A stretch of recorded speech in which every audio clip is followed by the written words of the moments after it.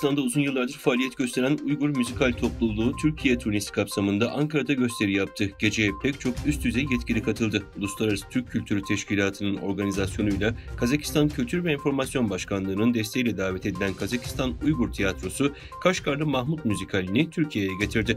24 Nisan'da Ankara'da gerçekleştirilen geceye Türk dünyasından ve Türk halkından geniş bir katılımın yaşandığı programda Divan-ı Lugati Türk adlı eserin yazılışının 950. yıl dönümü dolayısıyla Dilmurat Baharov'un yönettiği Kaşgarlı Mahmut adlı müzikal tiyatrosu seyircilerin beğenisini topladı.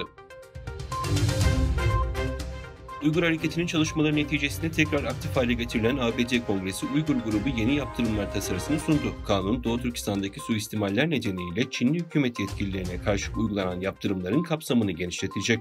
ABD temsilcileri Kongre Uygur grubu eş başkanları Cumhuriyetçi Chris Smith ve New York Demokratı Tom Suozzi, geçtiğimiz hafta Temsilciler Meclisi'nde Uygur soykırımı hesap verilebilirlik ve yaptırım yasasını tanıtmıştı. Uluslararası Adalet Divanı, Nikaragua'nın Almanya'nın İsrail askeri ve diğer yardımları durdurması ve Gazze'deki Birleşmiş Milletler Yardım Kuruluşu'na yeniden fon sağlaması talebini reddetti. Birleşmiş Milletler'in en üst düzey mahkemesi böyle bir emir vermek için yasal koşulların yerine getirilmediğini söyleyerek 15'e karşı bir oyla talebinin reddine karar verdi. Davayı tamamen düşürmeyen mahkeme, Almanya'nın Gazze'deki soykırımı önlemede başarısız olduğunu iddia eden Nikaragua'nın davasının esasına ilişkin her iki tarafın argümanlarını dinlemeye devam edecek. Bunlar aylar sürebilir. Rusya'dan fon aktarmakla suçlanan Gaguz Özerk Yeri Başkanı Gutsul, Moldova'daki bir mahkemede yargılanmaya başladı. Rusya'dan gelen fonları Kremlin yanlısı bir partiye aktarmakla suçlanan Gaguz Özerk Yeri Başkanı, Moldova'da hakim karşısına çıktı. Savcılara göre Gutsul, 2019-2022 yılları arasında bildirilmeyen fonların Moldova'da dolandırıcılıktan hüküm giyen iş insanı Ilan Sor tarafından kurulan Rusya yanlısı Sor Partisi'ni finanse etmek için aktarılmasında rol oynadı.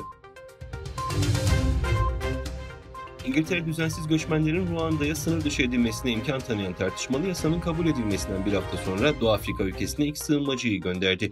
İlk sınır dışı işlemi gönüllü sınır dışı programı kapsamında gerçekleşti. Başbakan Rishi Sunak öncülüğündeki hükümet sene sonunda yapılması planlanan genel seçimler öncesi ana muhalefetteki İşçi Partisi'ne karşı zemin kazanmayı umduğu için yasa dışı göçle mücadeleyi öncelik haline getirmiş durumda.